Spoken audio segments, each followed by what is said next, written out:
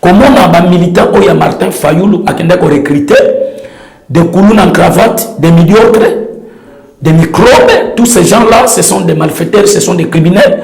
Batambolina ba machette na mabanga seulement pendant que ça la sabotage na ba base et IDPS. Or ça ce n'est pas la démocratie. Les lots sont interpellés conscience la communauté internationale attend la makambo oyonde ko Martin Fayoulou Madidi ako sala ya tribalisme boma mulu batika nyoka et comment qui samedi donc ozoka ke soki ba moni mwana ya moto ko kataye ko zokisa ye ko buka maboko.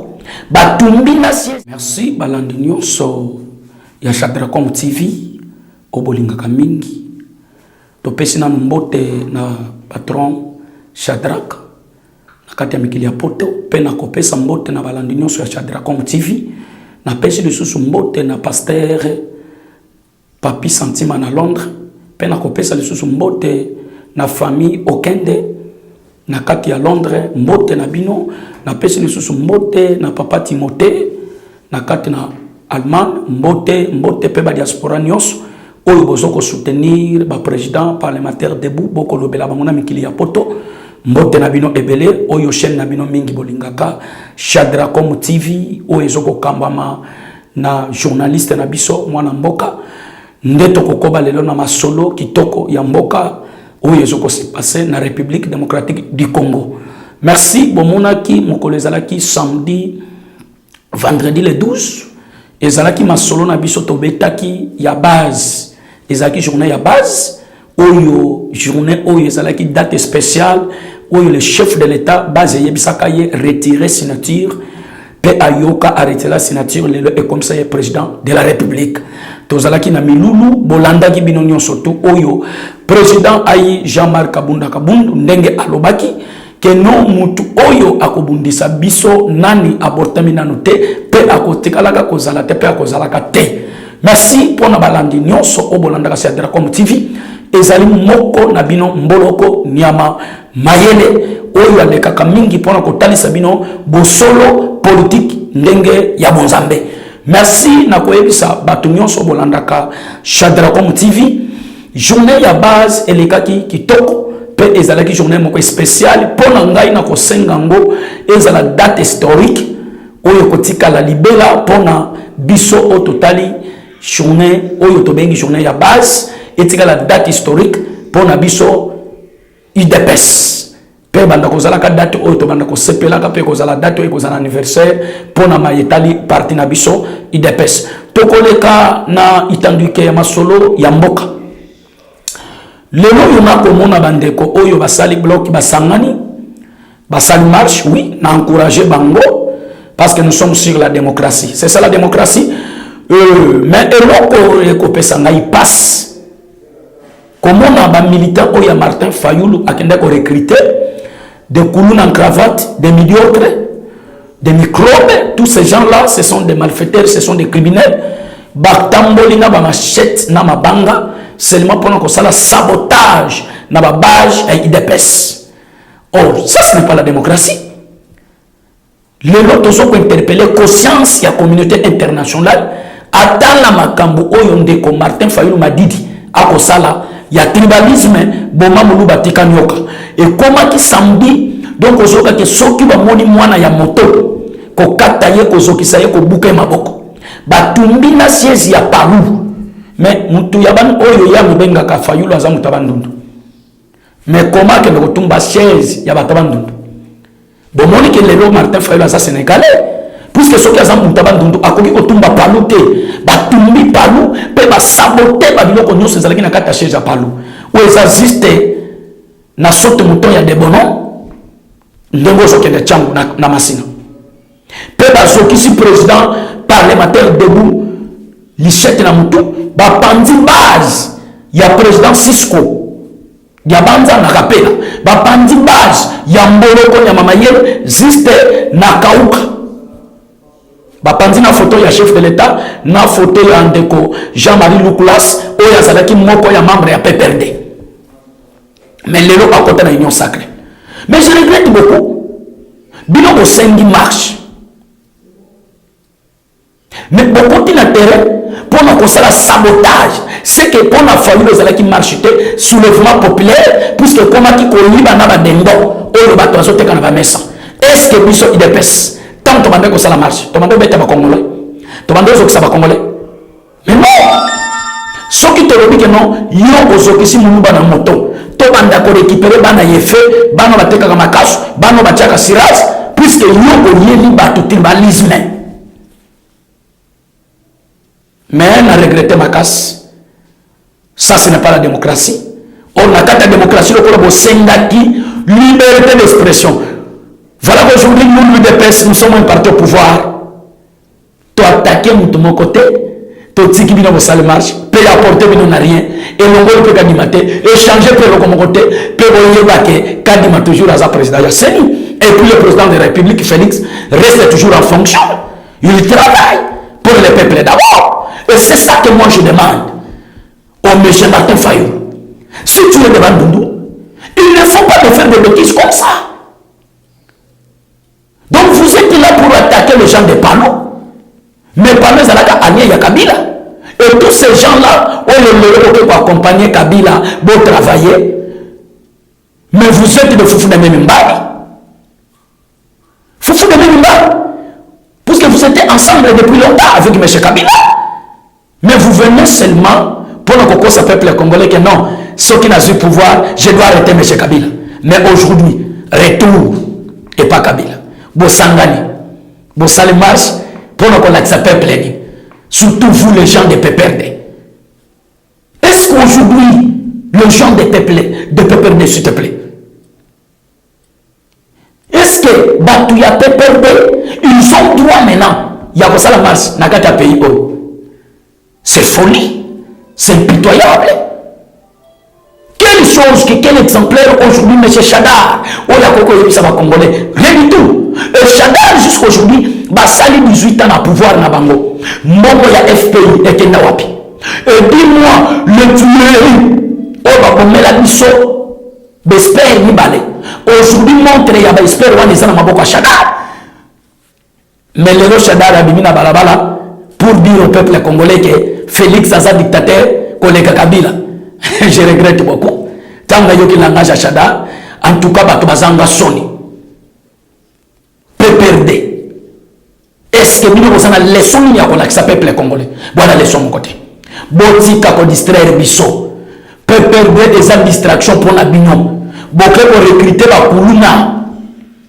Un parti à Bakuluna. Un parti de criminels.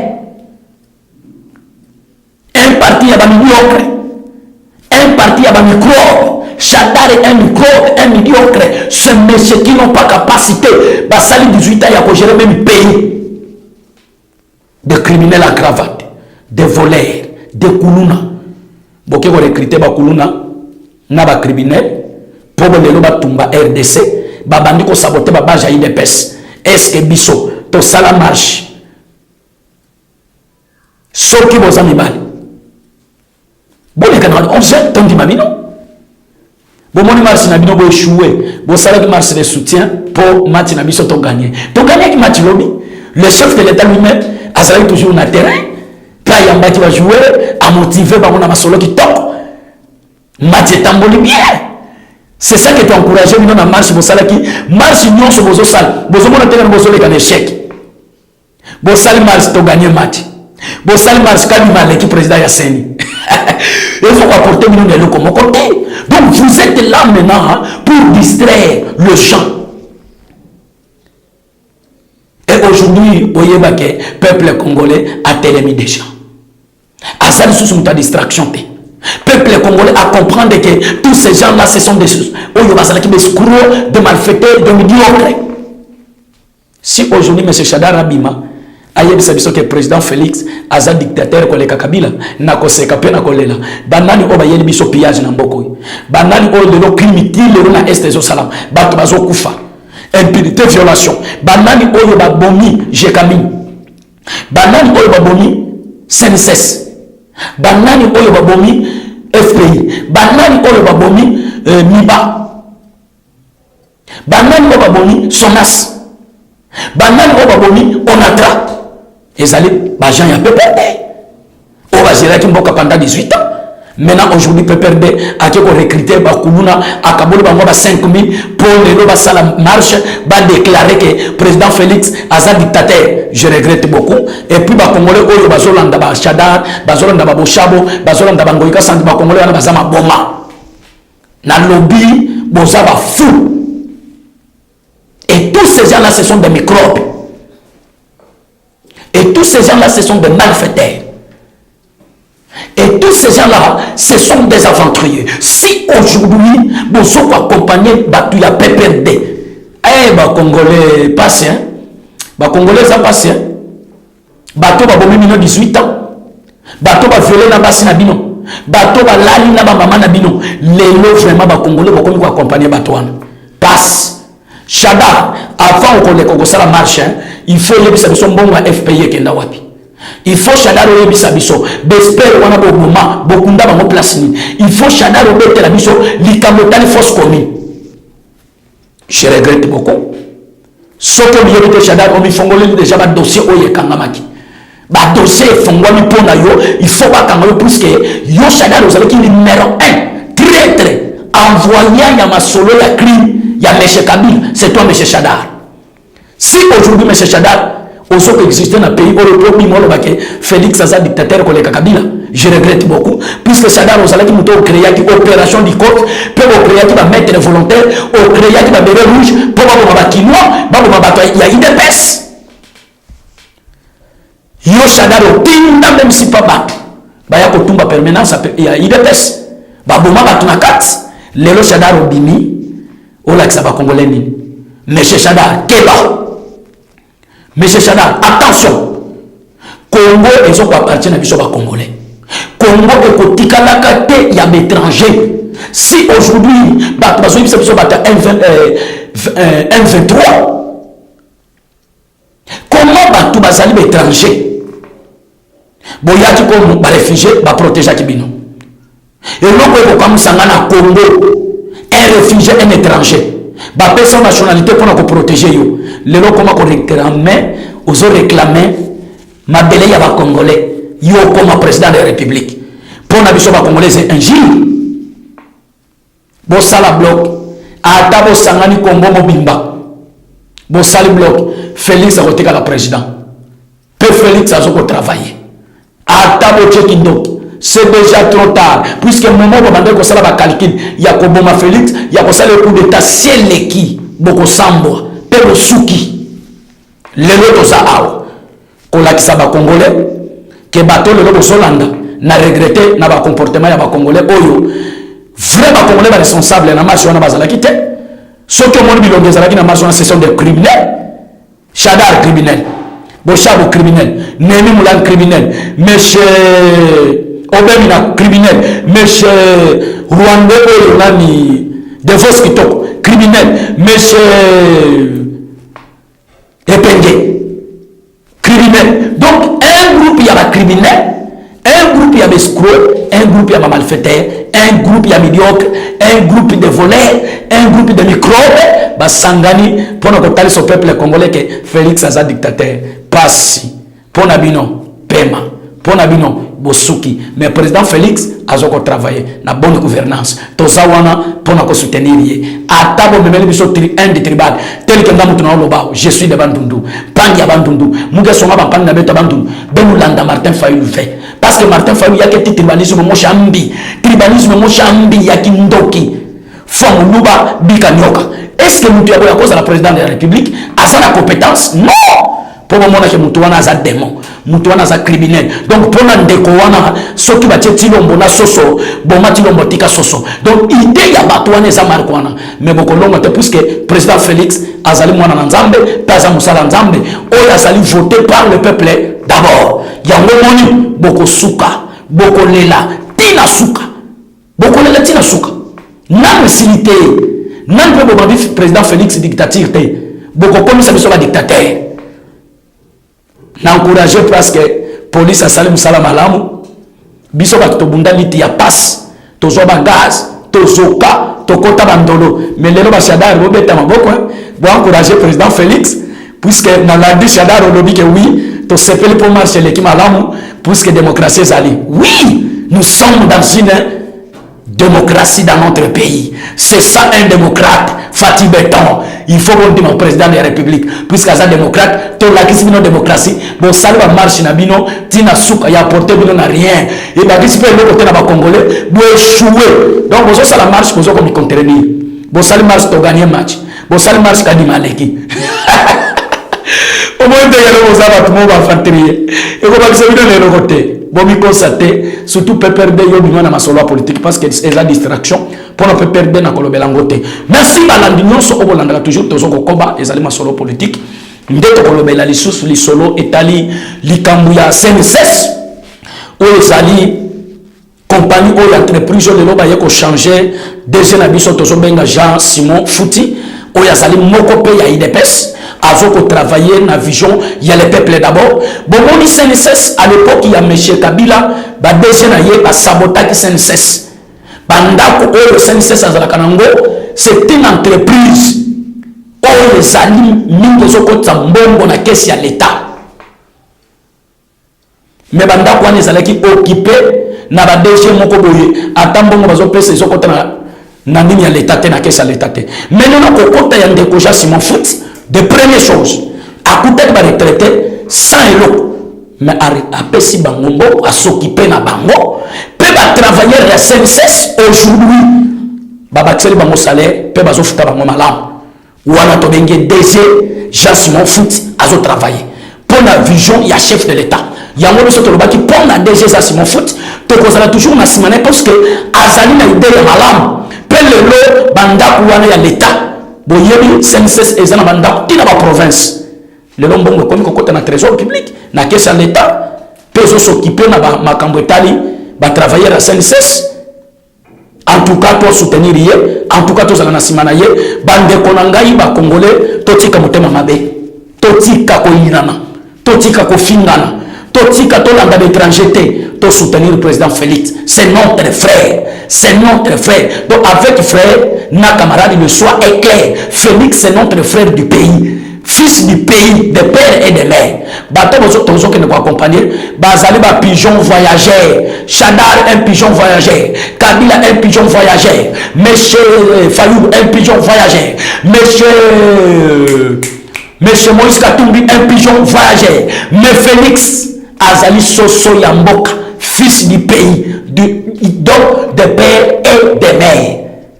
Nous n'avons pas besoin d'accompagner un pigeon voyageur dans notre pays. Puisque Batouana, Bakopumbo Bakei, mais Félix a été la fils du pays.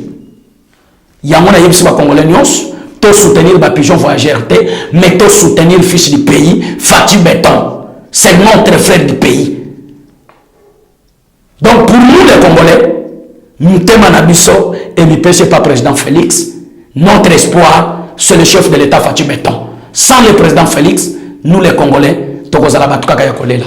Yamona sengi na ba Congolais nyons, boza en Europe, boza wa Afrique mokili mobimba, to soutenir vision ya Mokonza Mboka, Fatih Béton, to zaka toujours na simanaye, pe muto ya sokolela butumo pour les peuples d'abord. Bon moni pe Mokonza Mboka kokota koti pas quand même 3 ans, quand même il travaille. Banzela o yezalaki akokufa bazo réhabiliter yango.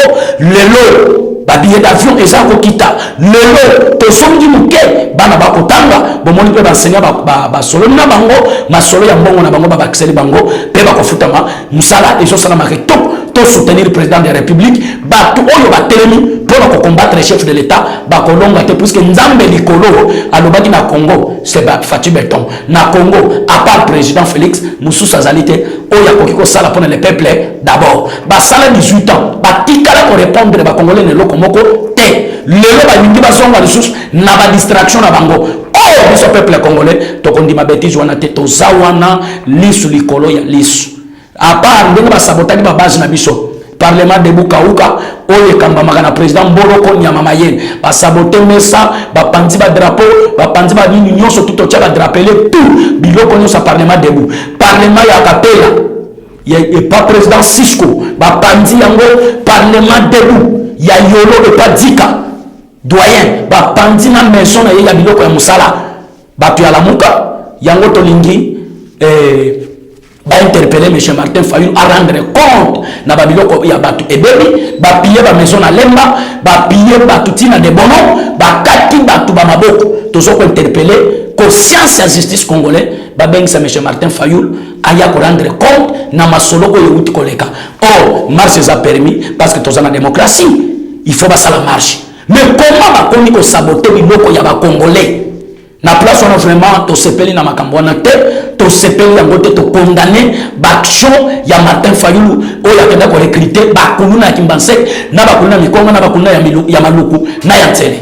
Alors toza contre to ko sepela na ba bêtise on a te pouvoir les autres que l'union yango il faut causer la élection. À part l'élection papa ce que chose la coup d'état nion au monde était ya yo pour trahir biso na Genève au monde nano lembi to ko lemba makole ko sala yo passe o ko sentir o moni ko position ça passe o ko yoka o ko lela mama o ko tuna ngulu atuni meme asali mais moni yo vina yo ezama l'air puisque yo o la musama kila ya konde teni kisekedi wa mulumba lelo so ba to presa yo femme o tambola kanango lelo yo o yele biso parti politique ya maleki yo zalaki na parti politique mais yo diembelaki na IDPS à l'époque ba parti ebele boyebana te muto ya combattre bato wana depuis 18 ans banda de chez Mobutu jusqu'à aujourd'hui c'est l'IDPS. Est-ce que yo yebanaki?